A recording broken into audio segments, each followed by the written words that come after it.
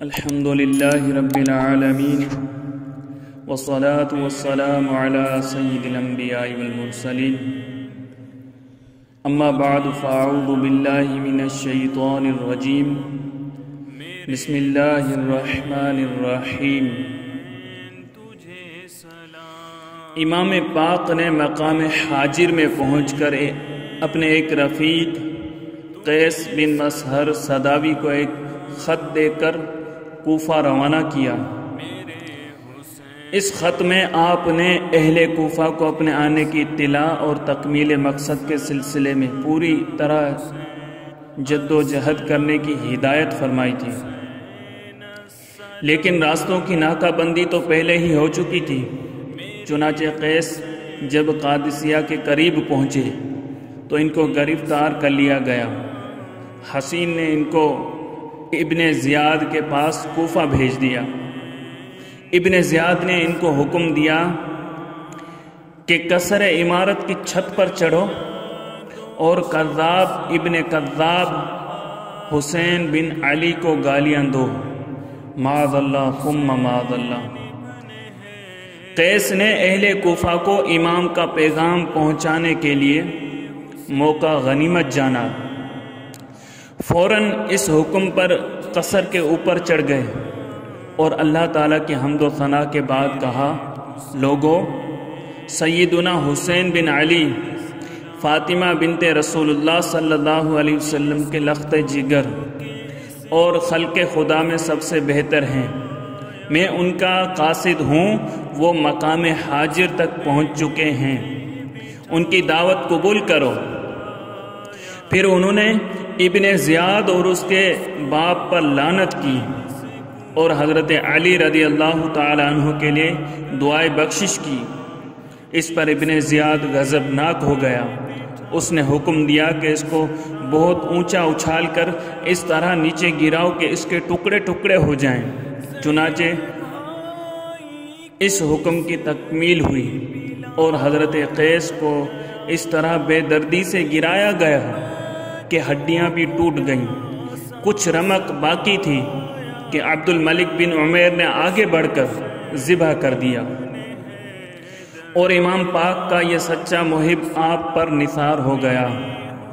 بالکل ایسا ہی واقعہ حضرت عبداللہ بن بختر کے ساتھ پیش آیا، جن کو امام نے خط دے کر حضرت مسلم کے پاس بھیجا تھا۔ مسافر کربلا اپنے قافلے کے ساتھ برابر آگے بڑھ رہا تھا۔ بطن ذی رما سے آگے ایک کنویں پر پہنچے تو حضرت عبداللہ بن مطیع سے ملاقات ہوئی۔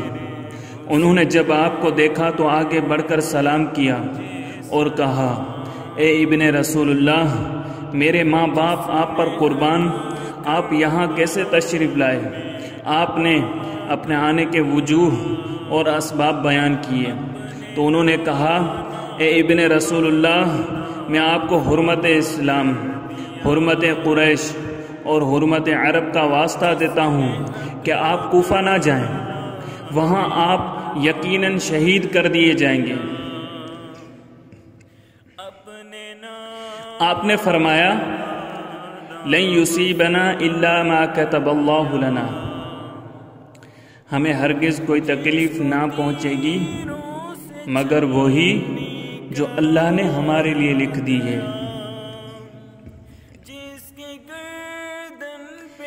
عبداللہ بن مطیع سے ملاقات کے بعد امام پاک نے مقام زرود میں قیام کیا۔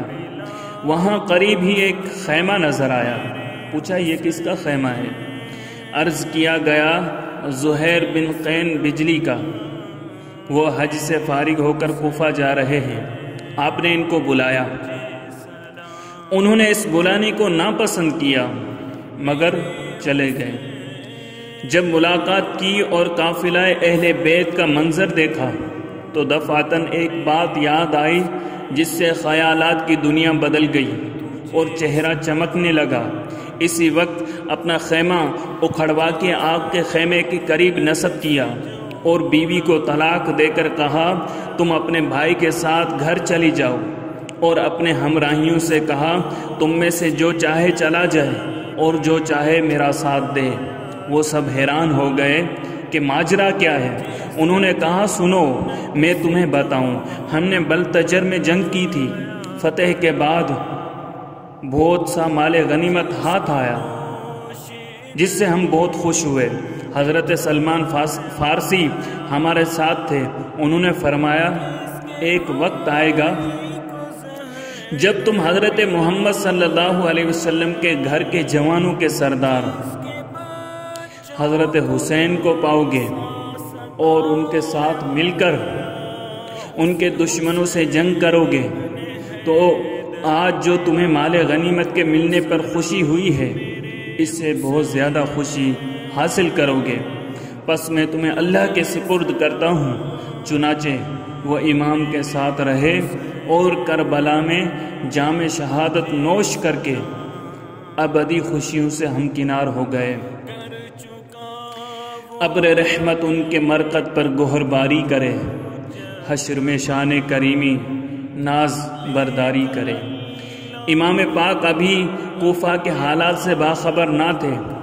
جب آپ مقام ثعلبیہ میں پہنچے تو آپ کو حضرت مسلم اور ہانی بن عروہ کی شہادت کی خبر اسی جگہ پر ملی، اور عبداللہ بن سلیم اور مدری بن مشعم الاسدی فرماتے ہیں کہ ہم دونوں حج کو گئے تھے۔ جب فارغ ہوئے تو ہمیں سب سے زیادہ اس بات کی خواہش تھی کہ بہت جلدی جا کر دیکھیں کہ حضرت حسین کو کیا معاملہ پیش آیا ہے۔ ہم اپنی سواریوں کو دوڑاتے ہوئے چلے اور مقام زرود میں آپ کے قافلے کو ملے۔ جب ہم آپ کے قریب ہوئے تو ہم نے دیکھا کہ ایک آدمی اہل کوفہ میں سے آپ کی طرف آ رہا تھا۔ آپ اسے دیکھ کر ٹھہر گئے لیکن وہ دوسری طرف مڑ گیا۔ ہم نے آپس میں کہا چلو اس سے کوفہ کی خبریں معلوم کرتے ہیں۔ ہم اس کے پاس پہنچے اور اس کو سلام کیا اور اس نے سلام کا جواب دیا۔ ہم نے پوچھا تم کون ہو اور تمہارا نام کیا ہے؟ اس نے کہا میں اسدی ہوں اور میرا نام بکیر بن مشعبہ ہے۔ ہم نے کہا ہم دونوں بھی اسدی ہیں۔ تعارف کے بعد ہم نے اس سے کوفہ کی خبر پوچھی تو اس نے کہا کہ میں ابھی کوفہ سے نہیں نکلا تھا کہ مسلم و ہانی قتل ہو چکے تھے۔ میں نے دیکھا کہ لوگ ان دونوں کے پاؤں پکڑ کر ان کو بازار میں گھسیٹتے ہوئے لیے جا رہے تھے۔ یہ خبر سن کر ہم دونوں پھر امام کے قافلے کے ساتھ آ ملے۔ شام کو جب امام نے مقام ثعلبیہ میں منزل کی تو ہم نے آپ کو یہ سارا واقعہ سنایا۔ اس المناک خبر کو سن کر آپ نے بار بار انا للہ و انا الیہ راجعون رحمت اللہ علیہما پڑھا۔ جس دم یہ سنا شاہ نے مسافر کی زبانی، آنکھوں سے بہے اشک جگر ہو گیا پانی، فرمایا کہ راحت میں ہماری خلل آیا، منزل پہ نہ پہنچے کہ پیام اجل آیا۔ پھر ہم نے عرض کیا ہم آپ کو خدا کا واسطہ دیتے ہیں کہ آپ لوٹ جائیں، کوفہ میں کوئی بھی آپ کا حامی و مددگار نہیں ہے۔ ہمیں اندیشہ ہے کہ جو آپ کے داعی تھے وہی آپ کے دشمن ہو جائیں گے۔ اس پر بنو عقیل نے جوش میں آ کر کہا خدا کی قسم ہم سرزمین کوفہ کو اس وقت تک نہ چھوڑیں گے جب تک اپنے بھائی مسلم کے خون کا بدلہ نہ لیں یا ان کی طرح قتل نہ ہو جائیں۔ ان کی بات سن کر امام نے فرمایا لا خیر فی العیش بعد ہؤلاء، ان لوگوں کے بعد زندہ رہنے میں کوئی لطف و بھلائی نہیں۔ آپ کے بعد ساتھیوں نے کہا واللہ آپ مسلم بن عقیل کی طرح نہیں، کجا مسلم کجا آپ، جو ہی آپ کوفہ تشریف لے جائیں گے اور لوگ آپ کو دیکھیں گے سب آپ کے ساتھ ہو جائیں گے۔ قافلہ یہاں سے آگے چلا، آپ جس جس دیہات سے گزرتے تھے، جس جس گاؤں کے پاس سے گزرتے تھے، لوگ جوق در جوق آپ کے ساتھ ہوتے جاتے تھے۔ زبالہ پہنچے تو آپ کو عبداللہ بن بختر کی شہادت کی خبر ملی۔ جب آپ کو اس قسم کی المناک خبریں ملیں تو آپ نے اپنے سب رفقا کو جمع کر کے فرمایا، ہمیں مسلم بن عقیل، ہانی بن عروہ اور عبداللہ بن بختر کے قتل کی خبریں مل چکی ہیں۔ ہمارے جماعت نے ہمیں چھوڑ دیا ہے، لہٰذا تم میں سے جو شخص واپس جانا چاہتا ہے وہ خوشی سے جا سکتا ہے، ہماری طرف سے اس پر کوئی الزام نہیں۔ یا آپ نے اس لیے فرمایا تھا کہ وہ لوگ جو کسی اور خیال کے پیش نظر آپ کے ساتھ ہو گئے تھے وہ کسی غلط فہمی میں نہ رہیں اور نہ اپنے آپ کو آپ کے ساتھ رہنے پر مجبور سمجھیں، بلکہ وہ آزادی سے جہاں چاہیں چلے جائیں اور ساتھ وہی لوگ رہ جائیں جو آپ کے مقاصد کے ساتھ پورے متفق ہوں، اور بصد شوق راہ حق میں جان دینے کے لیے تیار ہوں۔ آپ کے اس ارشاد کو سن کر وہ لوگ جو راستے میں ہمراہ ہو گئے تھے منتشر ہو گئے، کیونکہ وہ بقصد جنگ نہیں بلکہ یہ سمجھ کر ساتھ ہوئے تھے کہ کوفہ پر ان کا قبضہ ہو چکا ہے۔ زبالہ سے چل کر بطن عقبہ میں پہنچے۔ یہاں بنی اکرمہ میں سے ایک شخص آپ کو ملا۔ اس نے آپ سے پوچھا، آپ کہاں جا رہے ہیں؟ آپ نے بتایا کوفہ۔ اس نے عرض کیا، میں آپ کو خدا کا واسطہ و قسم دیتا ہوں، آپ لوٹ جائیں۔ خدا کی قسم، آپ کو نیزوں اور تلواروں سے سابقہ پڑے گا۔ جن لوگوں نے آپ کو بلایا ہے، اگر انہوں نے آپ کے لیے راستہ صاف کر دیا ہوتا اور آپ کے ساتھ ہو کر لڑنے مرنے کے لیے تیار ہوتے تو آپ کا جانا درست تھا، لیکن جو حالات آپ نے بتائے ہیں ایسے حالات میں جانا کسی طرح بھی مناسب نہیں۔ فرمایا، اے بندے خدا، جو تم کہتے ہو وہ مجھ سے پوشیدہ نہیں، لیکن اللہ تعالیٰ کا کوئی امر مغلوب نہیں کیا جا سکتا۔ دنیا سے ہاتھ اٹھا لیے سبتے رسول نے، دامن میں اپنے بھر لیے صبر و رضا کے پھول۔ بطن عقبہ کے بعد شراف میں پہنچے۔ یہاں سے صبح کے وقت کوہ ذی حشم کی طرف چلے اور پہاڑ کے دامن میں خیمہ زن ہوئے۔ یہاں حر بن یزید ریاحی تمیمی، جو حکومت یزید کی طرف سے آپ کو گرفتار کرنے کے لیے بھیجا گیا تھا، 1000 مسلح سواروں کے ساتھ پہنچا اور آپ کے مقابل آ کر ٹھہرا۔ ظہر کے وقت امام پاک نے اذان کا حکم دیا۔ اذان کے بعد آپ دستہ حر کے سامنے تشریف لے گئے اور حمد و ثنا کے بعد یہ تقریر فرمائی، اے لوگو، میں اللہ تعالیٰ اور تم لوگوں سے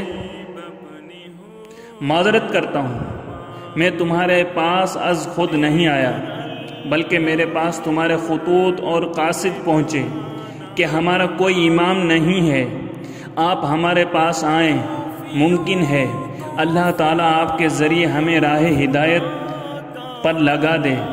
اب میں آیا ہوں تو تم لوگ اپنے قول و قرار پر قائم رہتے ہوئے مجھ سے ایسے عہد و پیمان کرو جس سے مجھے پورا اطمینان ہو جائے تو میں تمہارے شہر کو چلوں، اور اگر تم ایسا نہیں کرتے اور میرا آنا تمہیں ناگوار ہے تو میں جہاں سے آیا ہوں وہیں واپس چلا جاؤں۔ یہ سن کر سب خاموش رہے، کسی نے کوئی جواب نہ دیا۔ آپ نے مؤذن سے فرمایا، اقامت کہو، اور حر سے پوچھا، میرے ساتھ نماز پڑھو گے یا الگ؟ حر نے کہا، الگ نہیں، ہم سب آپ کے ساتھ نماز پڑھیں گے۔ چنانچہ آپ نے نماز پڑھائی۔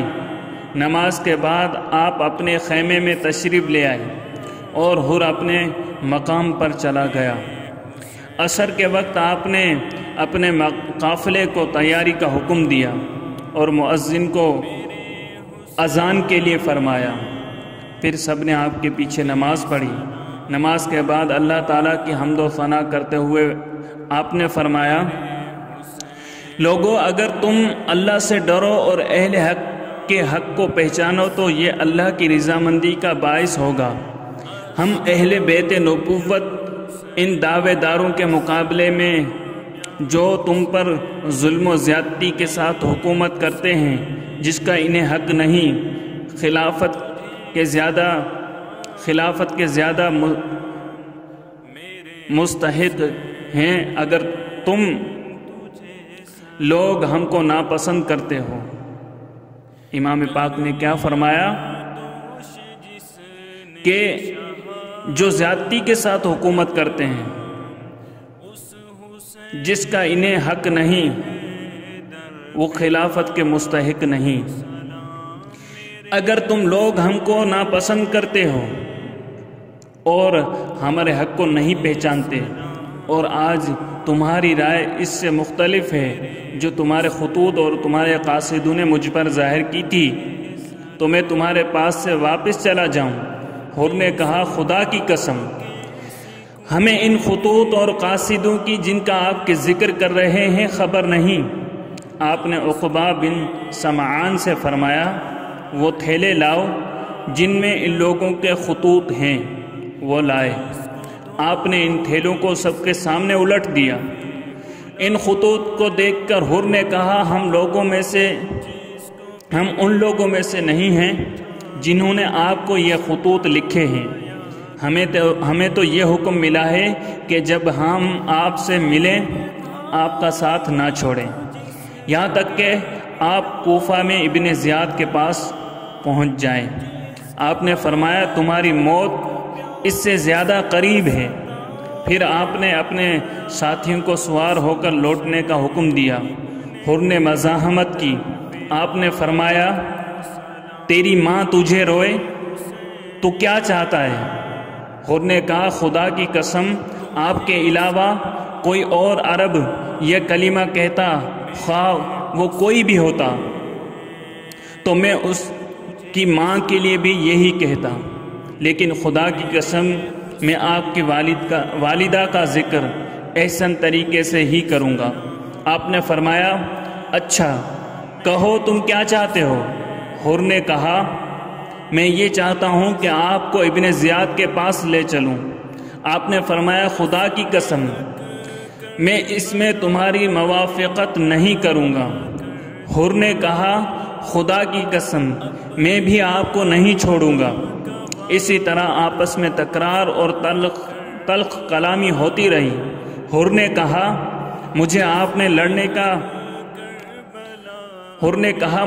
سے لڑنے کا حکم نہیں ہے، مجھے صرف یہ حکم دیا گیا ہے کہ جہاں بھی آپ ملیں آپ کو نہ چھوڑوں جب تک آپ کو کوفہ نہ پہنچا دوں۔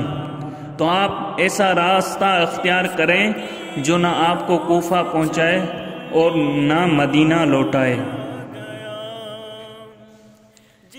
اس دوران میں ابن زیاد کو لکھتا ہوں اور آپ بھی ابن زیاد یا یزید کو لکھیں، شاید اللہ کو ایسی عافیت کی صورت پیدا کر دے کہ میں بھی آپ کے معاملے میں ابتلاء و آزمائش سے بچ جاؤں۔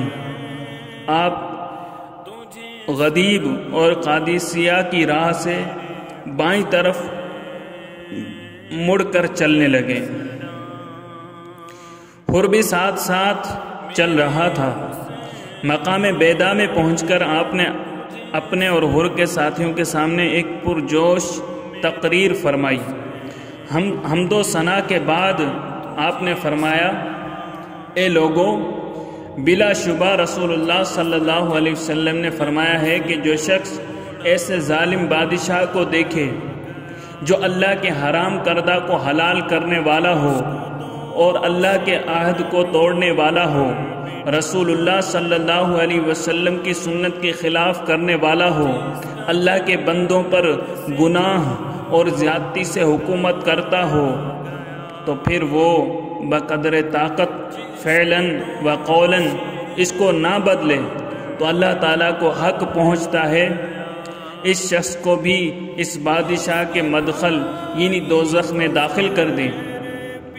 آگاہ ہو جاؤ، ان لوگوں نے شیطان کی اطاعت اختیار کی ہے اور رحمان کی اطاعت کو چھوڑ دیا ہے، ملک میں فساد برپا کر دیا ہے، حدود شرع کو معطل کر دیا ہے، مال غنیمت کو اپنے لیے مخصوص کر لیا ہے، اللہ کی حرام کردہ اشیاء کو حلال اور حلال کردہ کو حرام کر دیا ہے، اور میں بنسبت کسی اور کے زیادہ حق رکھتا ہوں کہ ان کو بدلوں، اور بے شک میرے پاس تمہارے خطوط اور قاصد تمہاری بیعت کے عہد کے ساتھ آئے، اور اس عہد کے ساتھ آئے کہ تم مجھے دشمن کے سپرد نہ کرو گے اور بے یار و مددگار نہ چھوڑو گے، پس اگر تم اپنی بیعت پر قائم رہو گے تو رشد و ہدایت پاؤ گے۔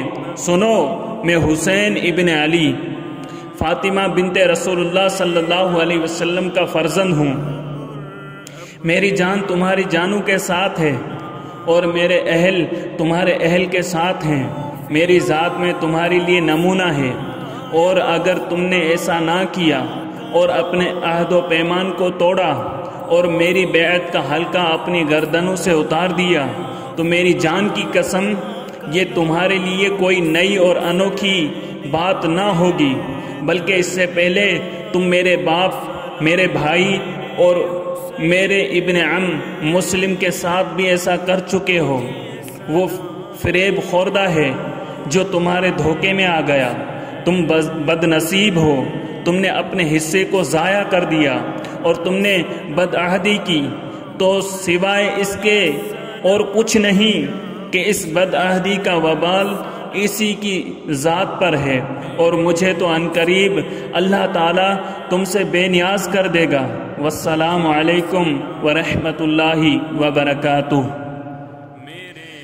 اس تقریر کو سن کر حر نے کہا، میں آپ کو آپ ہی کی جان کے بارے میں خدا یاد دلاتا ہوں اور شہادت دیتا ہوں کہ اگر آپ حملہ کریں گے تو بھی یا آپ پر حملہ ہوگا تو بھی آپ ضرور قتل کر دیے جائیں گے۔ آپ نے فرمایا، کیا تم مجھے موت سے ڈراتے ہو؟ اور کیا تمہاری شقاوت اس حد تک پہنچ جائے گی کہ مجھے قتل کرو گے؟ میں نہیں جانتا کہ میں تمہیں کیا کہوں، لیکن میں وہی کہتا ہوں جو بنی اوس میں سے ایک صحابی رسول نے اپنے ابن عم سے کہا تھا۔ یہ صحابی رسول اللہ صلی اللہ علیہ وسلم کی مدد کرنا چاہتے تھے، تو ان کے ابن عم نے ان سے مل کر کہا، کہاں جاتے ہو؟ مارے جاؤ گے؟ تو انہوں نے جواب دیا، میں عنقریب اپنے مقصد کو پورا کروں گا، اور موت جوان مرد کے لیے باعث ننگ و آر نہیں، جبکہ اس کی نیت نیک ہو اور مسلمان رہ کر جہاد کرے اور اپنی جان سے صالحین بندوں کی مدد کرے اور ہلاک ہونے والے کی مخالفت کرے اور مجرم سے علیحدہ رہے۔ اگر میں زندہ رہا تو مجھے کچھ ندامت نہ ہوگی، اور اگر مر گیا تو کوئی صدمہ نہ ہوگا، لیکن تجھے یہی کافی ہے کہ تو ذلت اور رسوائی کے ساتھ زندگی بسر کرے۔ حر یہ اشعار سن کر آپ سے الگ ہو کر چلنے لگا۔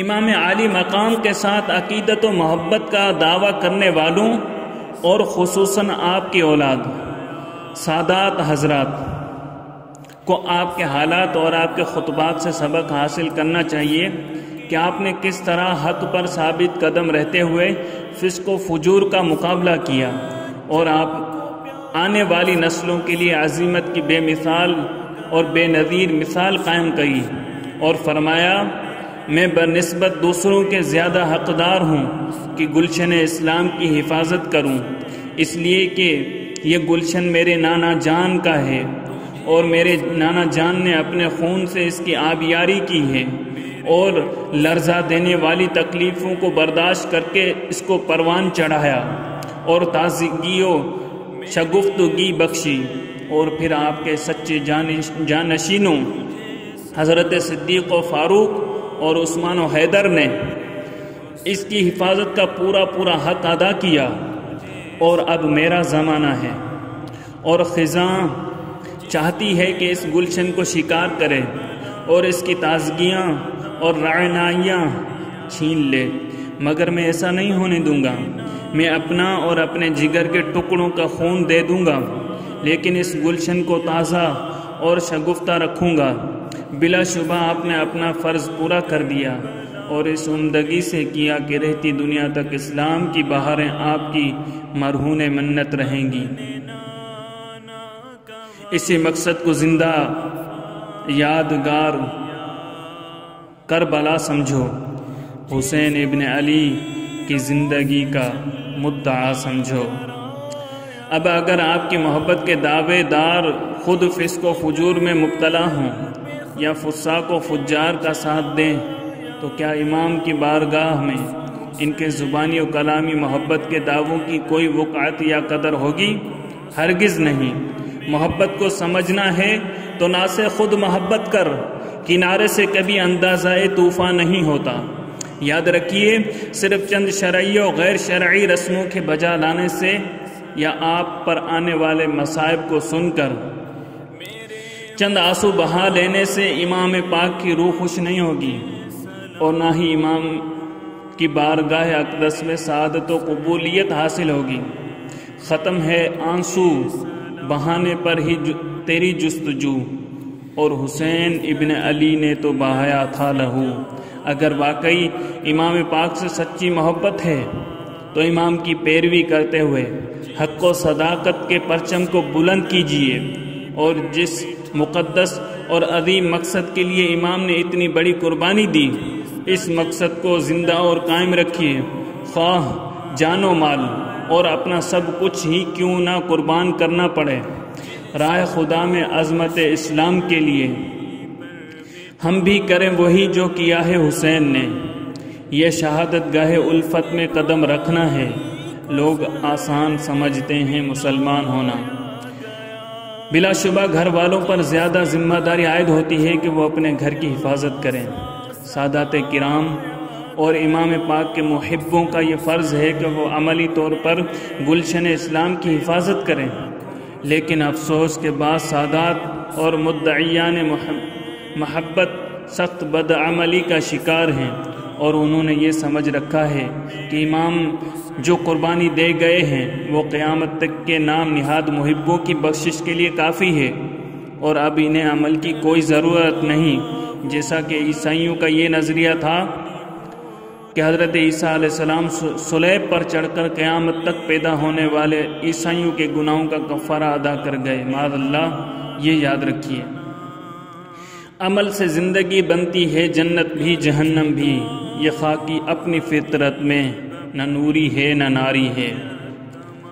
کاروانے اہل بیت برابر برابر منزلیں طے کرتا رہا اور پھر وہ مقام ادیب الحجانات پہنچا۔